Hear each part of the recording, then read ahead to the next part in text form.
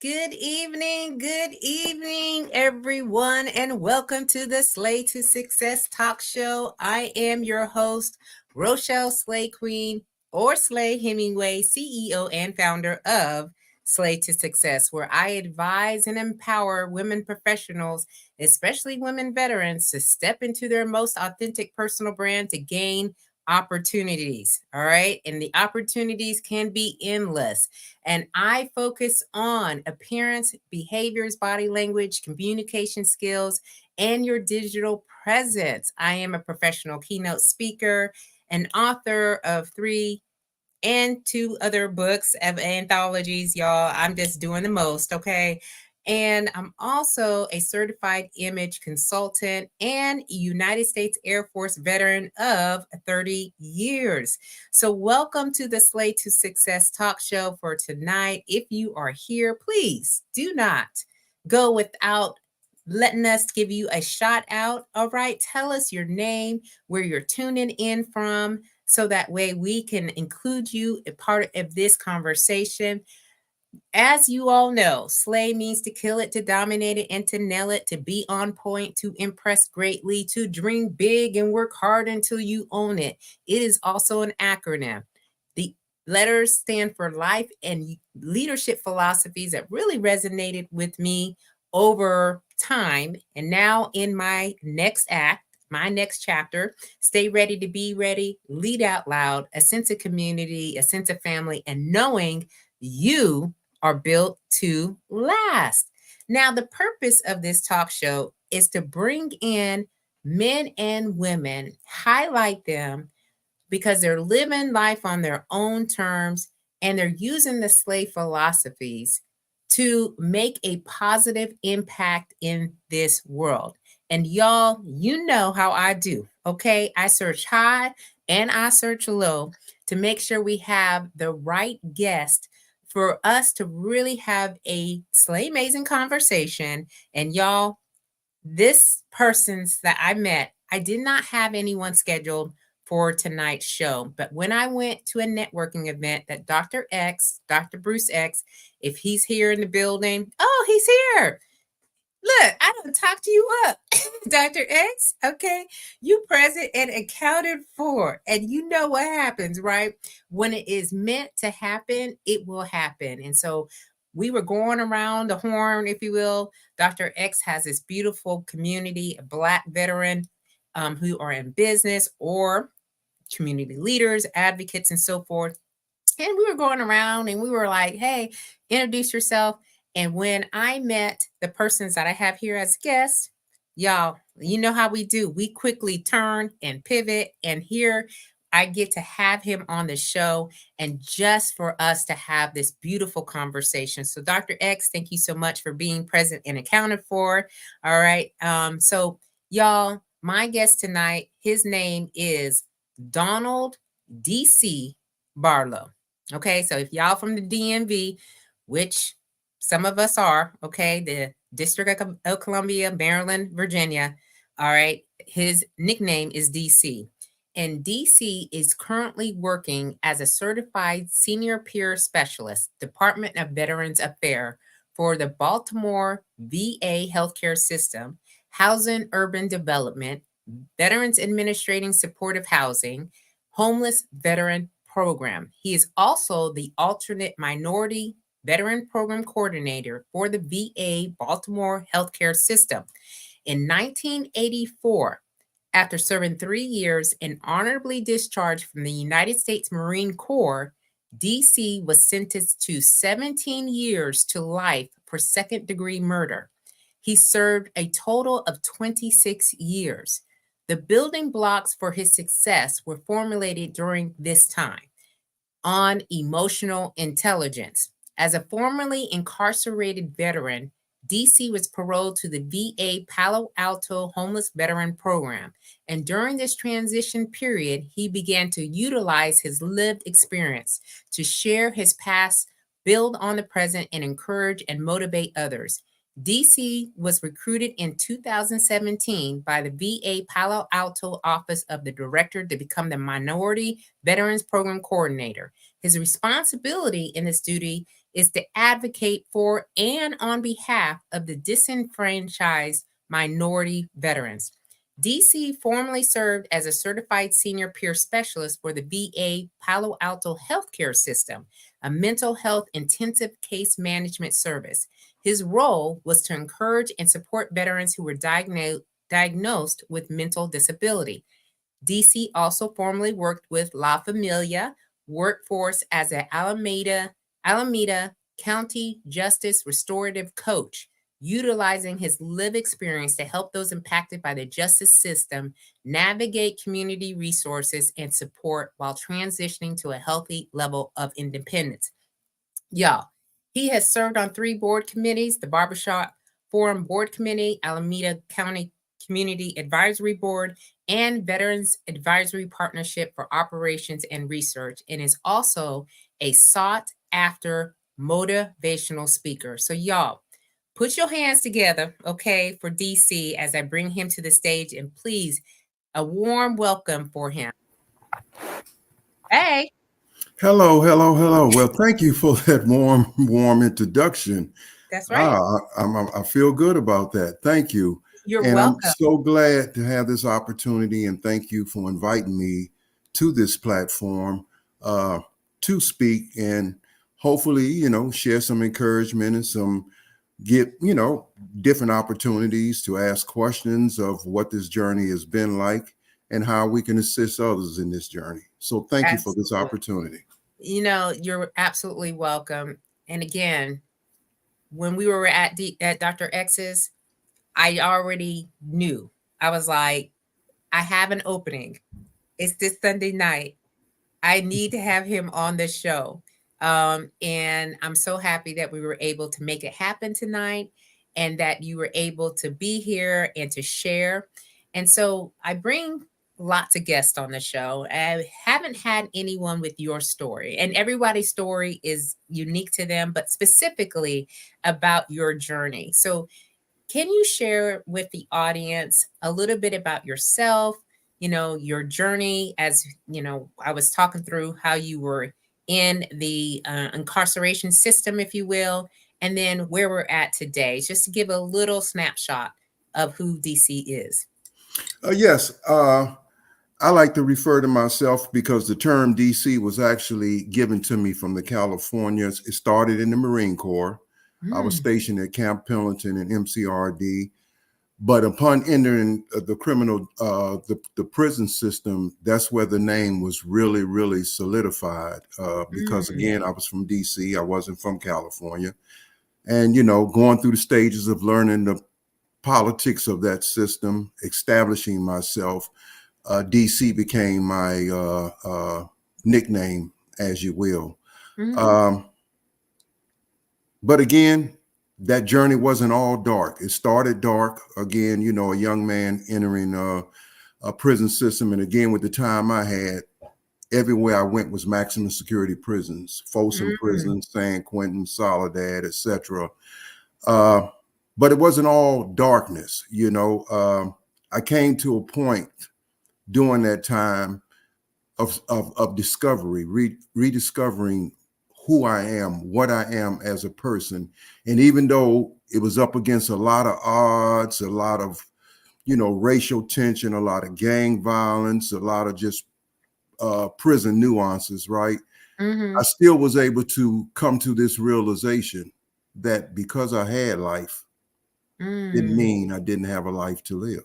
And to come to that realization in a maximum security prison was an eye opener for me, and that's where my journey of transformation started, outside of the physical thing. I love to train. I love to stay in shape and, doing things of that nature, getting in trouble because I was young, Yeah. But eventually a question was posed to me one day by a gentleman, and you may have heard of him. He's out the country now. He eventually got out.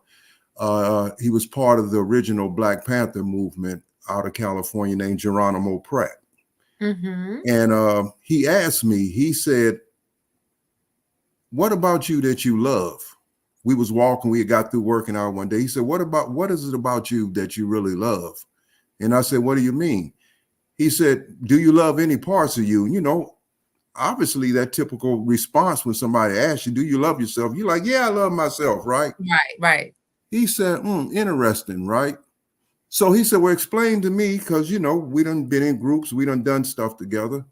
Why is it you start using heroin at 14 in DC? And I looked.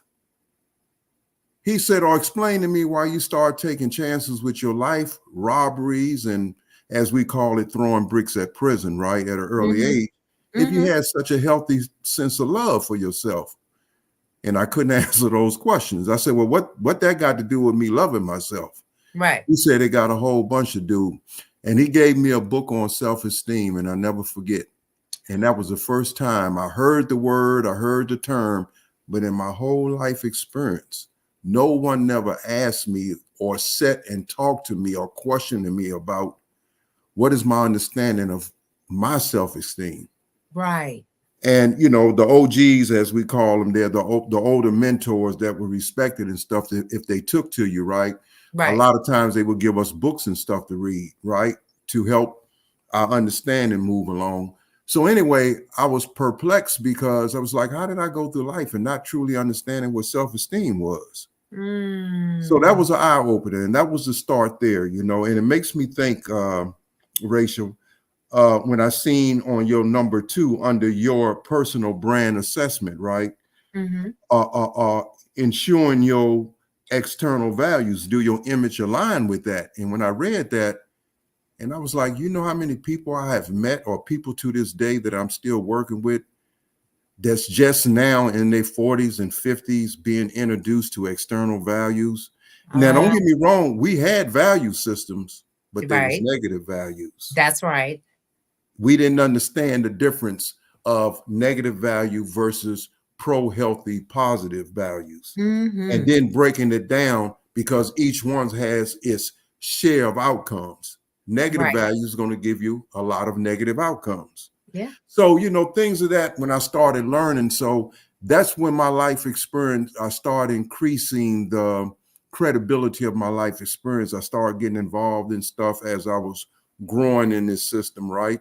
Yeah. And but I was wearing 2 hats. Again, I still was in maximum security prison.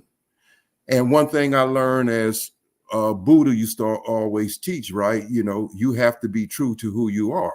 And I always tell a story about Buddha in one of his journeys with this village he came across. A dragon was terrorizing the village. Right. And so, of course, Buddha, being who he was, went out to the village and found the dragon and had a Buddha talk with him. And about a year later, he made rounds back to the village. The village was prospering. Everybody was happy, but the dragon was in a disarray because he took the Buddha advice and stopped doing what he doing, being a dragon, but it wasn't him. So long story short, I was wearing 2 hats. I was working on self, but I always used to have to remind my parents and stuff that, Mama, just because I'm working on me in here, everybody I'm around not working on something. So, it was that balance of trying to correct, trying to transfer and learn things. But in the same token, sometimes you just have to be what that environment called for to stay in your manhood and to stay on your game. So learning that balance was very helpful for me too, because life out here is still full of balances. So I share that with you to say that in life, everything, if you learn to look at it as a lesson, the experiences, the darkness, the light, but everything has a degree of lessons in it. And that was one of the most valuable things I started learning in prison. Even though I was doing this time, it was valuable lessons for me to learn. So if I was ever given the opportunity, and let me add this, during the time that I was doing this time, lifers in California was never supposed to get out of prison. So that's why I said I came to the discovery that because I was doing life didn't mean I didn't have a life to live. Yeah. I tell you, DC, I mean, you said it a lot in here that, again, looking back and doing some self-reflection and really understanding self, even in the midst of an environment where I'm sure there was not a lot of people doing what you were on the path to do, which is really to find out who you were, how to create this life in an environment where sometimes the odds are so stacked up against you that you just don't understand or don't want to understand how to live a better life or how that could, play out, if you will. And so when you were talking about like you had this transformation and you were, looking to see how you can develop you, and was it the time where someone gave you the book, or were you actually looking to do something for yourself and you didn't quite know what that was? Because sometimes, as you said, some folks wait to 40s, 50s, or whatever, the case may be, to really get back and figure out, who they are. Mm-hmm. But you decided at a young age, right? It was more when when you entered into the system, you kind of decided like, hey, I need to walk this path here instead of over here. So, and it's always interesting to me because our experience prior, right? We all had a childhood, right, that may or may not have looked a certain way, right? Mm-hmm. And you decided, hey, I just want to do something better. I'm just trying to figure out what was the click. Was it the book or was it something else? Well, the click was I was always a person that had some good attributes about me, even going to school. Uh, and it was always noticed by my teachers and faculty, but I was just came from a family that didn't know how to support that. Nobody in my immediate family. I was the first one to actually finish school. Uh, they all came from that Jim Crow South era, but they didn't know how to support me, and not getting a lot of the support, it drove me to the streets where I was supported by like-minded people like me.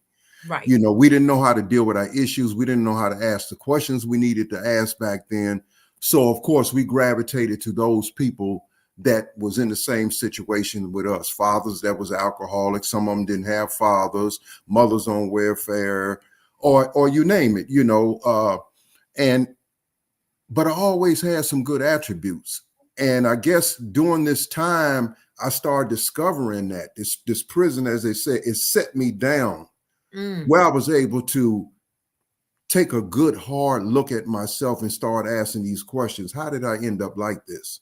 Yeah. And do I let this moment define who I am forever? And the answer to that was like, no, I'm not. Even if I never get out of here, I'm not going to let this action or this moment define who I am. So I wouldn't go down that hard route of just prison madness totally to consume my life, because a lot of people I was around had the attitude, man, we ain't never getting out. I'm doing whatever I got to do to get by in here. They was, a lot of stuff went on in there, from Right. jailhouse murders to whatever, So I wouldn't let that moment define me. And I found something, that light in me, and I started nurturing that. But the pivotal point, the powerful point was a lot of people in there around me seen that, and they gravitated. And because they gravitated, I became a person that people would ask questions, or people would come to for advice. And that Yeah. further encouraged me to keep doing what I'm doing. I mean, Right. I literally had, gang members would come. I was never a gang member in the prison system. That's something, but I had a lot of gang member affiliates and partners. It's just the world it was. But a lot of people would come to me, and then I started creating stuff. And that's when I learned the power of being creative. How do you stand in this character, and how do you let your character reflect what you're truly about? And then I started developing the ability to bring in literacy programs, because a lot of people around me couldn't read, but they was gang leaders, Right. but they was illiterate. And they would come to me in confidence and say, I trust you to keep this a secret, man, but could you help me learn how to read so I can read my own letters and stuff? And when Wow. people started coming to me like that, that started reinforcing my self-worth, my value in this world. You Mm. know, getting involved with programs where they was bringing youth into us to sit down and have discussions with them and to share. So just standing on character and letting my actions started building. And that's when I learned the power of, not only when you transform, but how do you let what you're doing reflect what you're doing, and you learn to Yeah. build. How do you give back to a community, regardless what community, whether it's a homeless community out here, whether it's working in a substance use detox program, or working with battered females that's been in battered and been abused, learning to give back, helping others because you have that experience, and showing them how to navigate and get to a level where they feel good about themselves and not let that experience define who they are and what they are. So that became my power, my resource. And the more I did, the more I wanted to do. Yeah. I'm look, first of all, okay, let's welcome our folks that are in here listening, because what you are sharing so many gems, and these are like wisdom. You know, I've never been part of the system before, if you will, the military system, yes, but not part of, the judicial, bigger system. And what you are sharing is so powerful. And I just wanted to welcome our guests that we have on the live. We have Chevy. So thank you, Chevy, for being with us live tonight. We got Charlene that's in the building. Good evening to you. And then I have Glenroy. Now, Glenroy is here, and when he comes in, we have a lot of value that he Mhm. adds. So he said, I know that lack of familiar support life. He knows it very well. He was against all odds. He had that mindset, and he had to learn to nurture Mhm. himself. And I love Absolutely. that you said that, nurturing yourself. And so we have Jennifer from the LinkedIn space too. She says, way to shift your paradigm around your identity. So thank you, Jennifer, for being here. And she also said, counselor, confidant, giver, grower. So these are the things that you were able to do even in the situation. And I am just, my mind is blown away from what you were saying about the transformation, right? The transformation while you were there, and to see it firsthand. And now that you have been, so when did you get paroled? I don't know what year that was. Yes, I was paroled in the year 2010. Uh, yeah, January of 2010.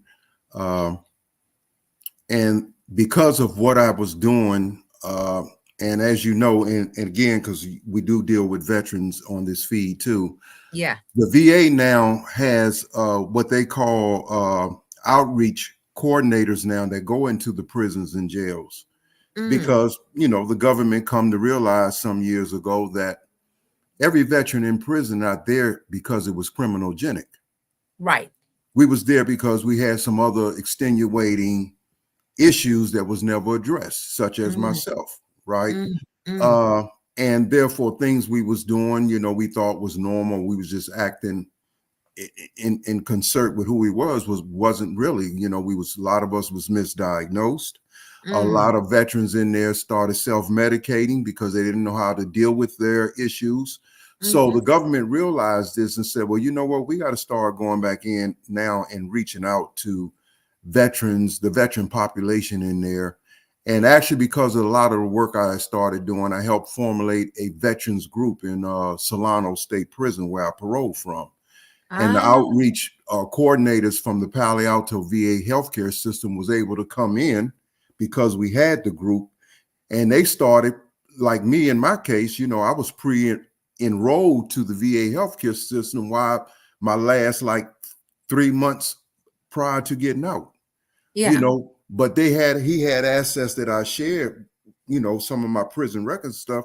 And he said, if you do 40 or 50% of what you're doing in here now, if you come to the VA and let us work with you and just do half of what you're doing here, your life would be successful in transitioning when you get out. And I was Mhm. originally supposed to parole back to DC, and I declined the parole, and I stayed in the Bay Area, California, San Francisco, Oakland, Bay Area. No family. My whole family had transitioned. Everybody had Mm. passed away, and I Oh, was wow. literally, I came home 26 years on my own. But I went to a VA program that was very wonderful, homeless program for veterans, and that was the start of my transition back into the community. But also it allowed me the opportunity to put my skill set, my life experience to work in Right. working with other veterans. And then that led to me being introduced to community leaders. I worked with the district attorney office out of Oakland. Like I said, I ended up working with La Familia, doing a lot of community support work with people transitioning from the criminal justice system. So one thing built off the other, and the credibility of what I was doing was established, and I Yeah. love what I do. To Yeah. when you affect change with anybody who was hopeless at one time or didn't have a clue of which way to go, when you can affect and be a part of helping that change and helping them discover a sense of self, that's a Mhm. wonderful feeling. Yeah. Yes. It is a wonderful feeling. And, this is why this show was designed. It's designed to highlight people like yourself who decided on their own, you know what, where am I going to spend my time at? With doing what? What is my purpose going to be?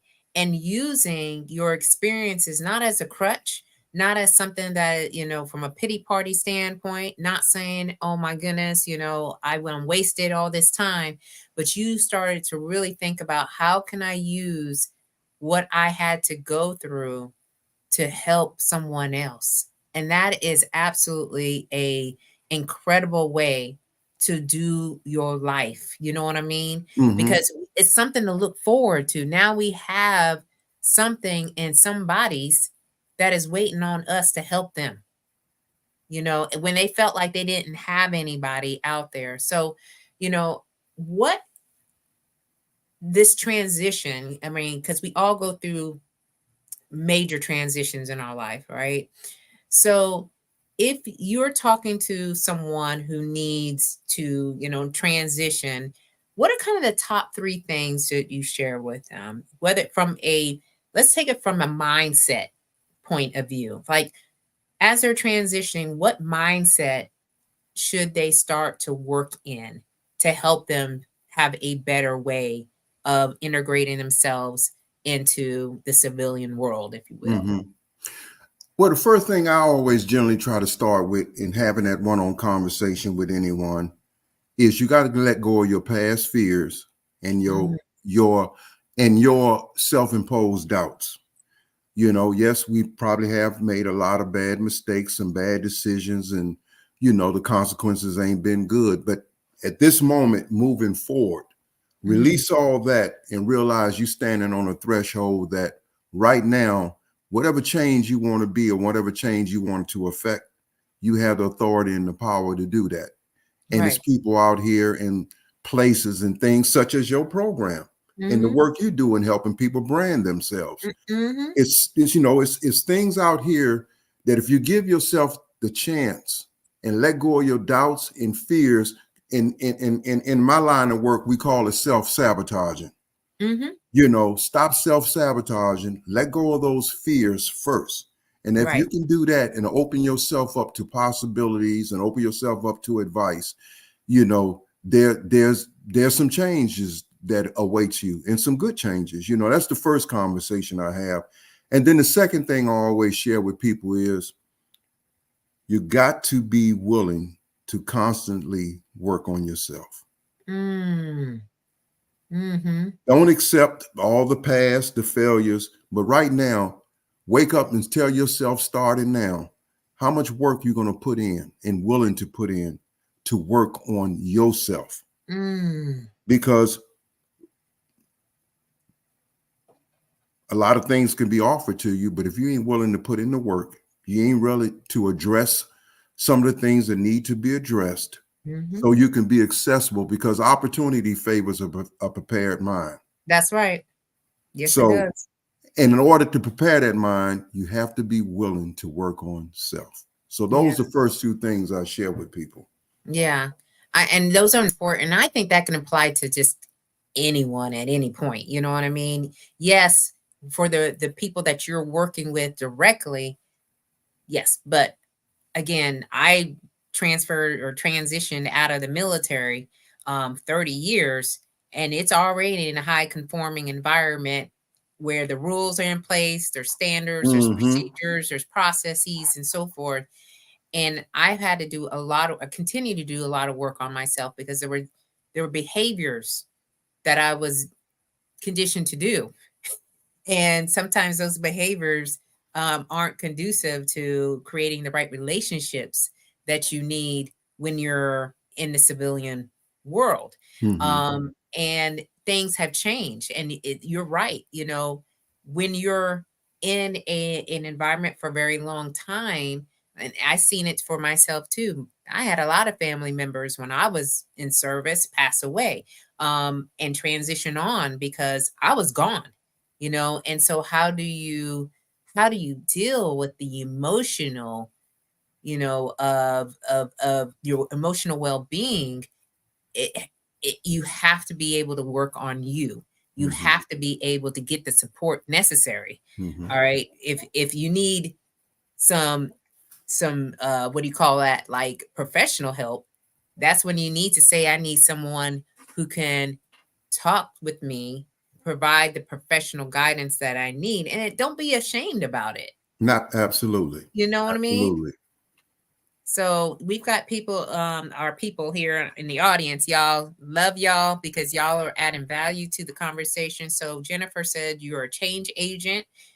I think we all have to come to the point of being uncomfortable enough to elicit change, whether it's Mm-hmm. spiritual, physical, financial, legalities, etc. Absolutely, Absolutely. 100%. Glenroy said nobody can put in the work for your success but you. Mm-hmm. Facts. All right. And Charlene says, say that, be willing to put in the work and be real with yourself. And that can be a hard thing to do too, because we're humans. As human beings, we always want to keep it 100, but what we see and what other people see might not be in alignment, might not Mm-hmm. be in congruency. Mm-hmm. So, how do you approach someone who says, yeah, I've been working on me? And then what you see is that I don't see that, right? I don't see Mm-hmm. that. So that's a sensitive area to coach someone Mm-hmm. or to provide some mentorship, like let's work on you, okay, because Mm-hmm. I see this, I see some behaviors, right, because it's not the person. And then Jennifer says both leave you institutionalized and needing to adjust to the overwhelming free will and accountability. And she's talking about prison systems, Mm-hmm. military institutions, similar, very it was similar in some of the ways that they're set up. Yeah. So um the self-worth, if you will, the self-esteem, I want us to just talk about that just for a hot second. Um how if someone is feeling down low about their circumstances, is there a method, if you will, to how you like how did you, all right, get the esteem, the confidence to set out on this course of working on you and really thinking about how you can give back to others?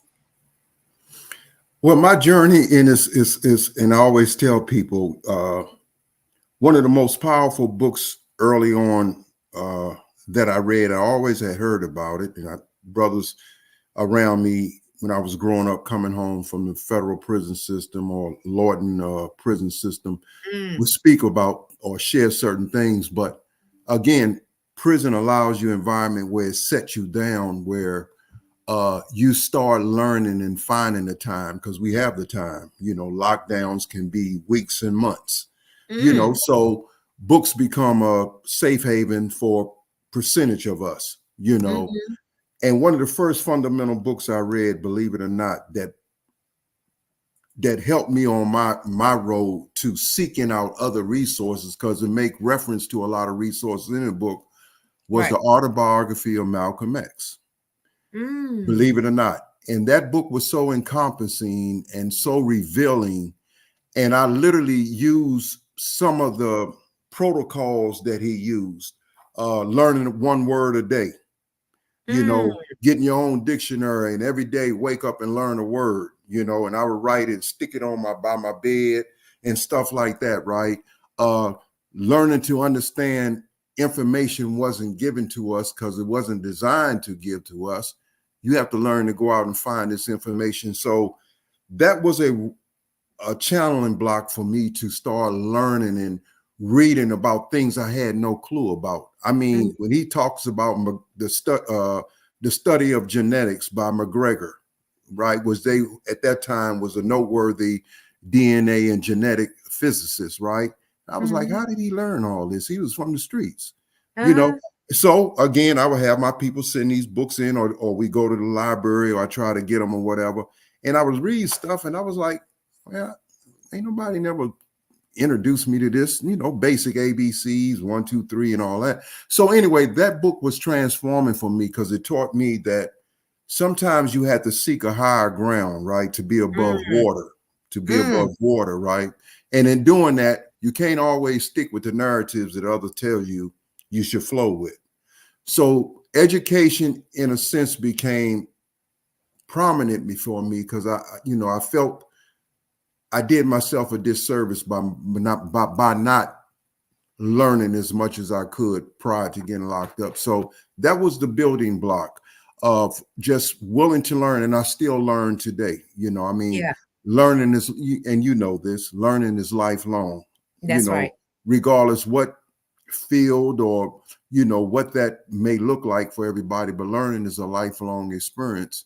And Mhm. then and I always like to let people know it's okay, man, to fail. Don't be afraid to Yeah. fail. Yeah. Just look for the lessons in the failure because it's a Yeah. lesson there. And if you Right. find a lesson in the failure, guess what? It's not a failure. That's right.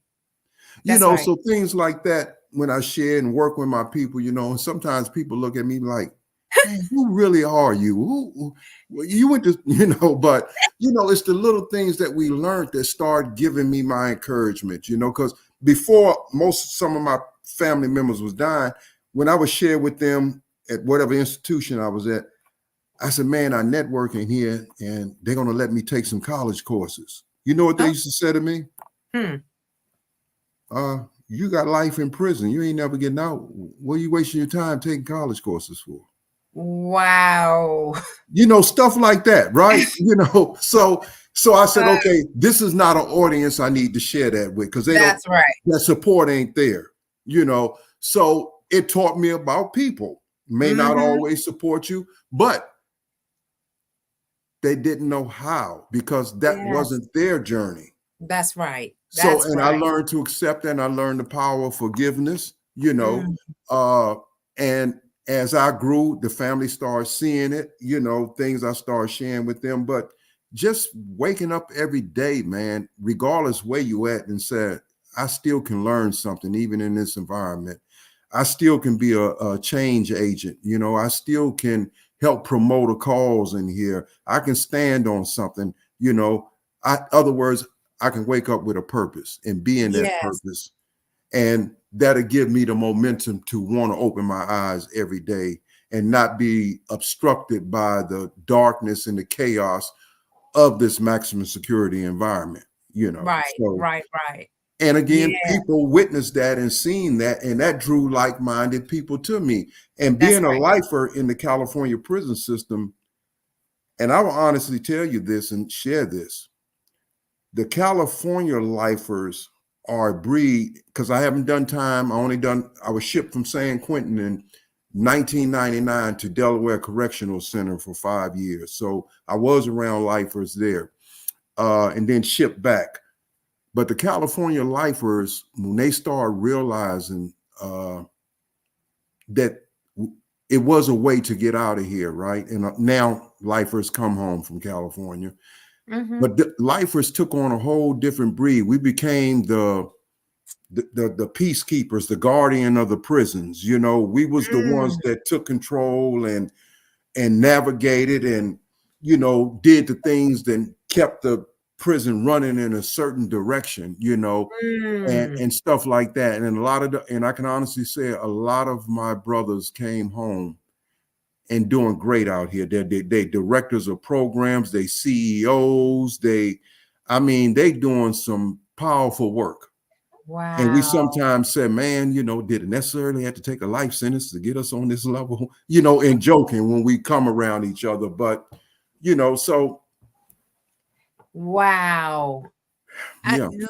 I again, there's a lot being dropped in here, y'all. Y'all should be sharing and just making sure that the folks that are around us are the right people. Because when you say, folks be just saying any old type of thing to you, all right, and having to process that, like I'm trying to learn and better myself in here, and then you over here just like downplaying me, but you said they didn't know how. They They didn't know didn't how know to how. support you, and that you have to forgive folks for what they say, because sometimes they don't even know what they're saying, Mm-hmm. and they may be scared for you, right? They be scared for, well, he's about to learn a whole lot of stuff, you know. And sometimes when people learn a lot of things, that people come for us for whatever reason, Right, right? right. But I feel like that you've given a lot of people an opportunity to see something outside of where they're at, and this again, it applies to anybody. And so Jennifer has a comment here. It's feeding pearls to pigs, Mm-hmm. you know and that right there for me is so powerful, because you give them all the goods, right, and the information, and you tell them, hey, this is how I'm feeling, this is what I'm doing, and they like, well, what you doing that for? What you doing that for? They ain't gonna do nothing for you, right? Also said leaders at every level. So when you were in the system, if you will, you are now the leader, the peacemaker, the person to mediate, to keep it Mm-hmm. flowing, to keep others from coming in, maybe when you came in at your age Mm-hmm. and didn't really understand how everything works. Let me show you how these things work in here. All right. And that it too is so for me, it's incredible. I absolutely think it's incredible.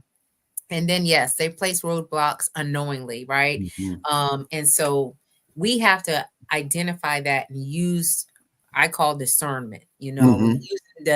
using your discernment about situations and the people that you may find in your journey that aren't meant for you.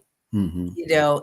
And being able to kind of go, okay, you know what, this is not for me. I'm on a new trajectory. I've changed my life in a different direction.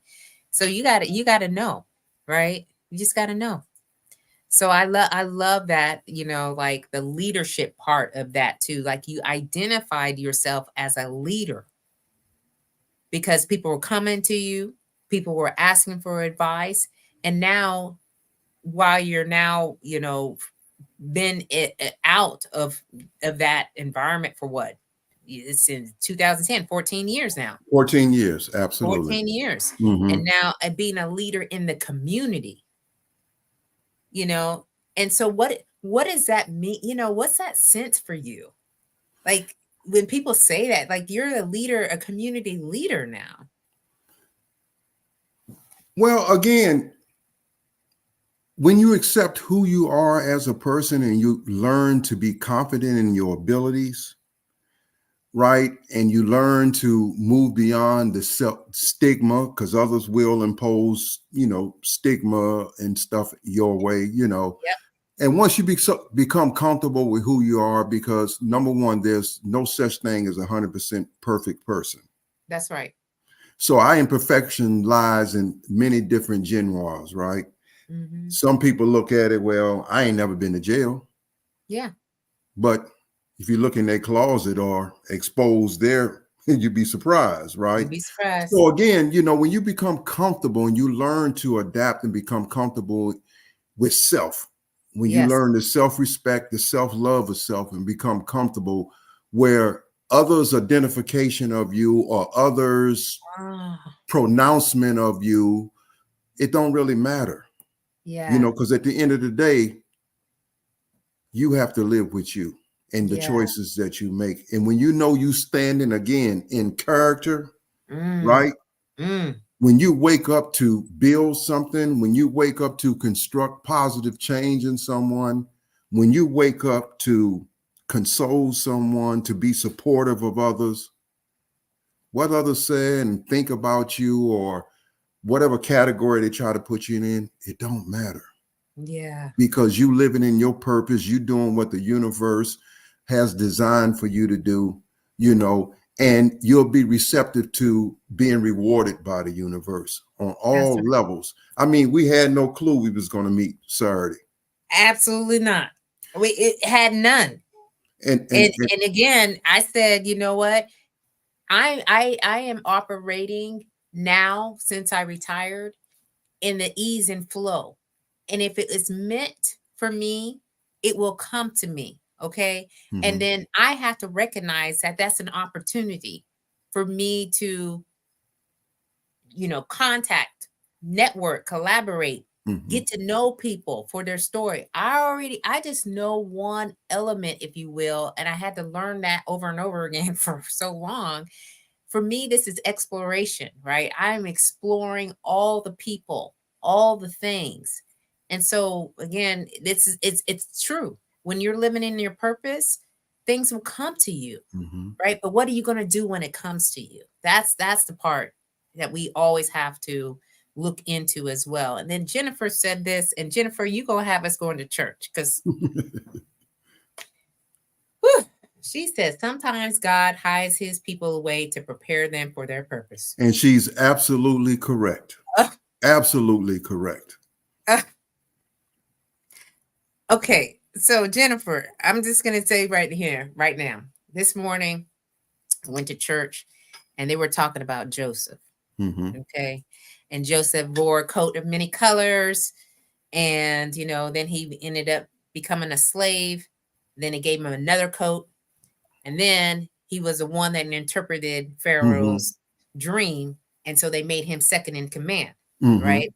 And so he was able to reign over the land, but he was incarcerated, if you will, for 12 years. And so this comment that you have said, I'm just like, yes, like it's all mhm, in alignment.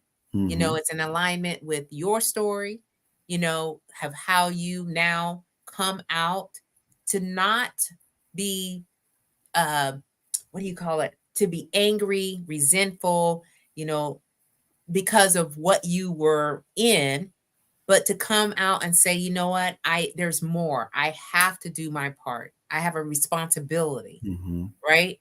To give back and to help others who may be down and out and disenfranchised. And so, that this is just so like so good. So good. Um she says she just came back from a Woman Evolve 24. It's probably a conference. Y'all forgive me. There's no forgiveness in No here. All forgiveness. right. So just go ahead and share what you need to share here, Jennifer. We love it. Okay. We love it. Not everyone is meant to see your journey. That's what Charlene said. Mhm, Amen. Okay. Because I know that some people who watch the show sometimes can't see their way through it or are stuck and they're not quite sure how to move forward. mhm, And this is just another conversation that we've had tonight to allow them to see something a little bit differently. mhm. So, your story is so incredible. And now you're a sought after motivational speaker. Yes, and again, and I think I shared that in our meeting Saturday. And the goal is if you speak to, let's just say 100 persons for the sake of this conversation, Right. and let's just say one person out that 100 got a message. Mm, One person seen something, heard something that is the beginning of a turning point for them. Yes, You were successful in your message, that's right. even though the other 99 didn't get it. So, to motivate, to encourage, and to wake up every day, part of my prayers every day, along with my affirmations, is to allow me to affect change in someone, to put a smile on a stranger's face who may be in need, Hmm. to let me, be in my purpose to help anyone, regardless who they are, Right. because that's what I'm here for. And when that work get carried out, when it get done, again, at the end of the day, I'm grateful and thankful, because to me, that's his grace and mercy leading me. Right. Right. And it's just like you said, the one, it's just got to be, it's just one person. Just, allow me to um, serve or to affect one person positively. So, we're coming towards the top of the hour, Hmm. DC. Um, and I like to ask all my guests this question. And, it's a powerful, I guess, a view of where you could be and what is it that you're doing to get you to this point. And I'll say the 80th birthday party. So the 80th birthday party, where you've got your family, you got your friends. What do you want them to be saying about you? I would just like for them to say that we witnessed this journey, and at the end of the day, he lived a worthy life. He lived a life not afraid, an unselfish life, not afraid to help others, but not afraid to continuously help himself, because life is ongoing. And I just Mm. want them to be able to say that he started off, it was a roughy patch for him, but he navigated, he stayed the course, he found this way to become a person that many people, as well as our family members, others, have come to admire and love for the work he do and the person he turned out to be. And that's so beautiful, y'all. Y'all, whew. Okay, Jennifer. I only heard it when he said it, regardless of the original source. Um, so DC, I want to thank you for being here tonight. And thank you And for having to, me. having you here on the show just to give us a little taste of your life, your journey, the impact that you are making now. As like you said, as maybe dark and chaotic it was at the beginning, now you are using what you have to help others. And I think at the end of the day, many of us want to be able to do the same thing. All right. Many of us want to be able to do the same thing. So, y'all, for everyone that was here for us on the live show, because we Mhm. got a lot of folks coming back for the replay because I know football is on. All right. Right. Y'all ain't even trying to trick me with that, but I know the football is on. All right. So, Dr. X, thank you so much for being here. Chevy, Charlene, Glenn Roy, Jennifer, um, and another amazing episode. All right. So we got that comment there. So thank y'all for being here and for being such great audience members. Um and we're going to be back here next Sunday. Well, before we leave, what's your final words, DC? Before we leave, any final words? Well, two things. One, I want to let Dr. Xavier, Mr. Dr. Bruce, know that I did my homework this weekend. He gave me a Oh. word. He shared a concept with me, and I turned around and whispered to him. I said, "Oh, I'm not too familiar with that." It was emotional intelligence.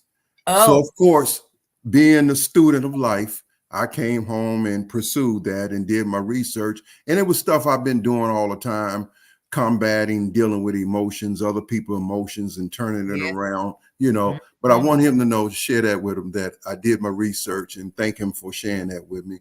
But I would Okay. like to leave everybody with this, that every day we open our eyes, we're given a new chance, a new meaning to be who we were meant to be, to find our way to be that person. So don't waste it, because Mhm. life is truly short. When you open your eyes, sometimes you may have to pray and ask for directions, but learn to find your way to be who you was truly meant to be in this world. And I would like to leave everybody with that. And thank you all for coming on the show. And thank you again, Rachel, for having me. Absolutely. All right, y'all. You heard it from DC. All right. Get on out there. Keep on slaying until you can't slay no more. All right. We will be back here next Sunday, 7 p.m. Eastern Standard Time with yet another guest. And we will see you all soon. Have an amazing, SLAYMAZING week. And we will see you later. Thank you, Chevy. We see you. Peace and love, Bye. everyone. All right. Okay, we got a few more human being and here. Thanks, y'all. Thank you. Thank you, Charlene.